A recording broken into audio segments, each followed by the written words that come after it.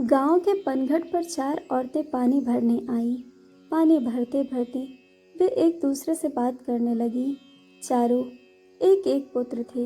बातों में उन्होंने अपने पुत्रों के गुणों का बखान करना प्रारंभ कर दिया। पहली औरत बोली, मेरा पुत्र बहुत सुरीली बांसुरी बजाता है। जो भी उसकी बांसुरी सुनता है मंत्रमुग्ध हो जाता है। मैं ऐसे गुणवान पुत्र को पाकर बहुत प्रसन्न हूँ। दूसरी औरत बोली, मेरा पुत्र बहुत बड़ा पहलवान है। इस गांव में ही नहीं बल्कि दूर दूर के गांव में उसकी बहादुरी का डंका बजता है। ऐसा गुणवान पुत्र भगवान सबको दे। तीसरी औरत भी कहाँ पीछे रहती, वह भी बोली, मेरा पुत्र कुशाग्र बुद्धि है। उससे अधिक बुद्धिमान इस पूरे गांव में नहीं। लोग अपनी समस्याएं लेकर उसके पास आते हैं। मैं भी ऐसा पुत्र पाकर धन्य हो गई। चौथी औरत ने सबकी बातें सुनी लेकिन कहा कुछ भी नहीं। इस पर वे औरतें उससे पूछने लगी, बहन तुम भी तो कुछ कहो ना, तुम्हारे पुत्र में क्या गुण है? कोई न कोई गुण तो उसमें अवश्य ही होगा। वह औरत बोली, क्या कहूँ बहनों, मेरे पुत्र में तुम्हारे पुत्रों की तरह कोई गुण नहीं है। उसकी बात सुनकर तीनों औरतों ने गर्व से अपना सिर उठा लिया। कुछ देर में सब ने पानी भर लिया और वापस जाने के लिए अपना अपना घड़ा उठाने लगी। उसी समय पहली औरत का पुत्र हाथ में बांसुरी लिए वहां से गुजरा। उसने देखा कि उसकी माँ पानी से भरा घड़ा नहीं उठा पा रही है, किंतु वह यह अनदेखा कर बांसुरी बजाते हुए वहां से चला गया।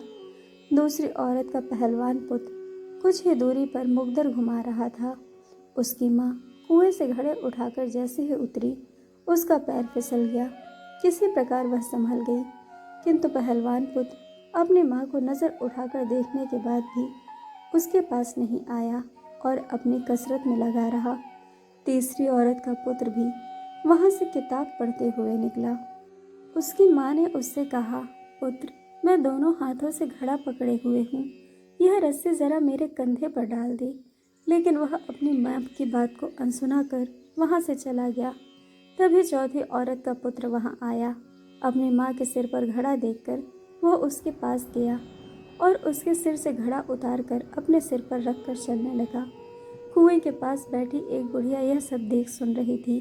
वह बोल पड़ी, मुझे तो यही बस एक ही गुणवान पुत्र नजर आ रहा है, वही जो अपने सिर पर घड़ा लिए जा रहा है।